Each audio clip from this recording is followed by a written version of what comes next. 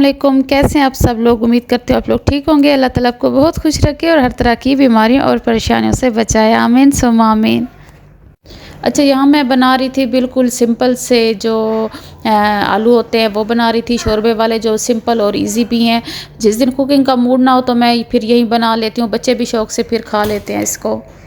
अच्छा, इसके लिए मैंने एक छोटा सा प्याज ले लिया है, 3 से 4 जवे लहसुन के ले लिए हैं और थोड़ा सा मैंने अदरक ले लिया है। इनको मैं ग्राइंड करूँगी और इनका फाइन पेस्ट बना लूँगी।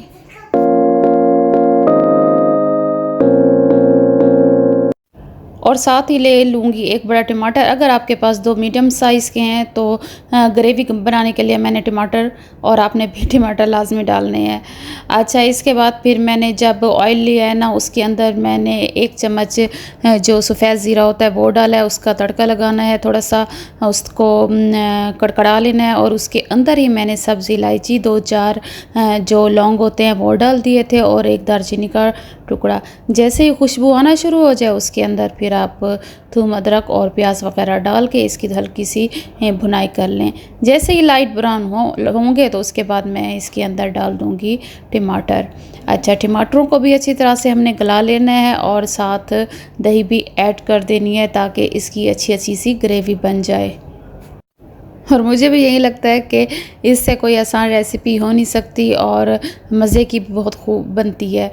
अच्छा, आज मेरी ना ज़बान थोड़ी सी अकला रही है क्योंकि आज मैं जो एडिटिंग कर रही हूँ ना, मैं यहाँ पे और कम से कम आधा कप मैं दही डालूंगी, इसकी ग्रेवी बनाऊंगी अच्छी तरह से। और इसके अंदर मैं डाल दूंगी तो उससे पहले मैंने ये रेसिपी बनाई थी क्योंकि रात को जब मैंने ये आलू वगैरह बनाए थे तो फिर उसी रात ही, जैसे परसों की मैं बात कर रही हूँ, तो सिस्टर की कॉल आ गई थी कि हमने डॉक्टर के पास जाना है। अच्छा, यहाँ पे मैंने आलू वगैरह की 2 से 3 मिनट ग्रेवी के अंदर ही भुनाई कर ली और उसके बाद फिर पानी डाल के इसको मैंने प्रेशर लगा दिया और कम से कम 4 मिनट के अंदर ही प्रेशर हो गया। अच्छा, यहाँ पे मैं रोटी दिखा रही थी। मैंने उस दिन आप लोगों से शेयर किया था, मैंने तवा तो ले लिया लेकिन मुझे रोटी बनाना नहीं आई।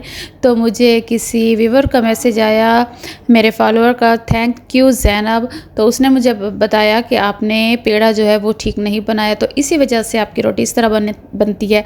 अच्छा, फिर मैंने पेड़ा बनाया। फिर उसको अच्छी तरह से मैं जब पेड़ा बनाती हूँ ना, आप यकीन माने कि मेरी रोटी टूटती भी नहीं है और साथ गोल भी बनती है और उसके जो किनारे हैं वो भी पतले पतले से बनते हैं। Once again thank you Zainab. अच्छा, यहाँ फिर हम ये तकरीबन रात के हैं 2 बजे का टाइम और फिर हम मुल्तान के लिए रवाना हो गए थे। मैं आपको दिखा रही थी, रोड पे कोई भी नहीं था और हम यहाँ पे सिटी हॉस्पिटल आ गए थे। यहाँ पे हमारा एडमिशन हो गया तो फिर सिस्टर की थी डिलीवरी। तो फ़िलहाल तो अब जब मैं ये आप लोगों को वीडियो अपलोड करूँगी तो तब तक तो फ़िलहाल मैं आप लोगों को बता रही हूँ कि उसकी अभी तक डिलीवरी कंप्लीट नहीं हुई।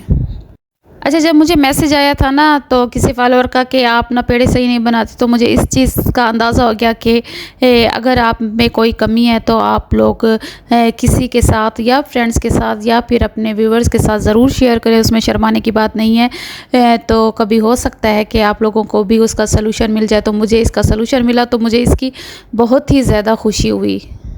अच्छा, पहले तो हमें लेबर रूम में रखा था, उसके बाद फिर हमें रूम में शिफ्ट कर दिया था क्योंकि हमें रूम में जब शिफ्ट किया तो हमने ख़ुद भी कहा कि हमें रूम में भेज दें क्योंकि हमारे साथ फैमिली के और मेंबर भी थे। तो उसके बाद फिर हम रूम में आ गए।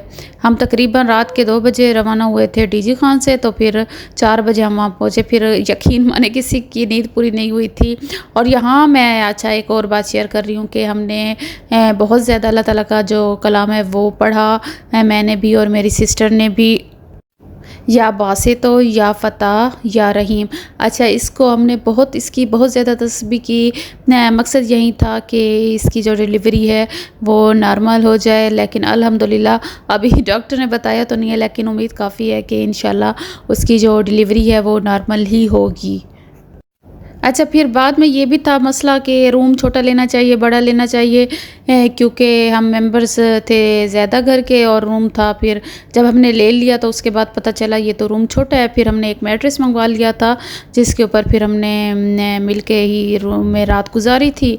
और रात गुजार के फिर हमने सोचा कि रूम चेंज कर लेते हैं, लेकिन फिर भाई लोग चले गए वापस, तो फिर हमने रूम को चेंज नहीं किया।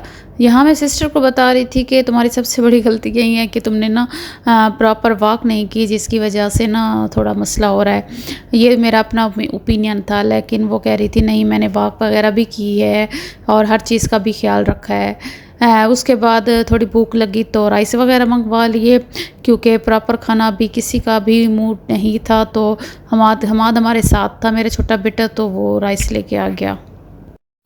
बस ये महीना पता नहीं इस तरह गुजर रहा है मेरा कि या कभी किसी डॉक्टर के पास या यहाँ वहाँ, फिर पहले अब्बू के साथ गई थी, फिर अब सिस्टर के साथ।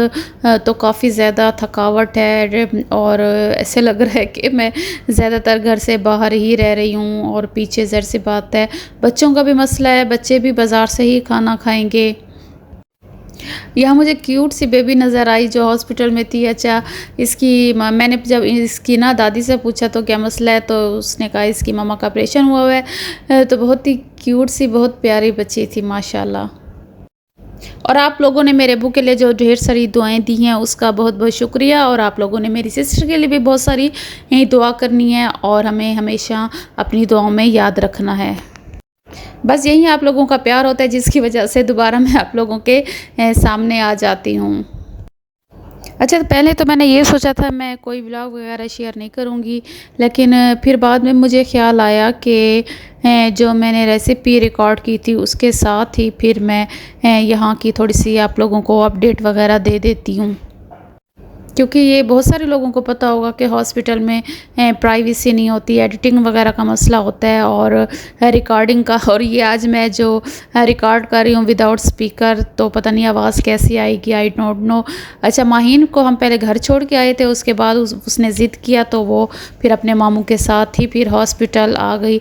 हमें पता है बच्चों के लिए माहौल अच्छा नहीं होता क्योंकि हाइजीनिक्स वगैरह का ख्याल रखना पड़ता है, लेकिन माहीन ने काफ़ी ज़िद की कि मुझे मम्मा के पास जाना है, तो फिर हमने इसे बुलवा लिया था। अच्छा, आते साथ ही उसने ये ज़िद की कि मुझे कैंटीन पे जाना है, तो मैं फिर उसे कैंटीन में लेके आ गई। तो उसने वहाँ पे थोड़ी बहुत चीज़ें ली, बहुत ज़्यादा एक्साइटेड थी क्योंकि काफ़ी दिनों के बाद वो ओपन माहौल में आई थी। और मुझे आपने बताना है कि विदाउट स्पीकर आवाज़ आप लोगों को आ रही थी ठीक कि नहीं आ रही थी। बस यही है कि आपने दुआओं में याद रखना है और मेरी सिस्टर के लिए भी बहुत सारी दुआ करनी है और हमें दुआओं में याद रखना है। बस ये है कि पब्लिक स्पॉट पे जाएं या फिर किसी मार्केट जाएं या फिर हॉस्पिटल वगैरह में, तो उन्होंने जो बच्चों के लिए जो चीज़ें रखी होती हैं ना, जो बच्चों को अट्रैक्ट करती हैं, तो वहाँ पे काफ़ी ज़्यादा पेरेंट्स का ख़र्चा हो जाता है। बहरहाल ये छोटी सी वीडियो थी, मैंने सोचा आप लोगों से शेयर कर लूँ और आपने मुझे कमेंट बॉक्स पे ज़रूर दुआएं देनी हैं। अपना बहुत सारा ख्याल रखें। अल्लाह हाफिज़।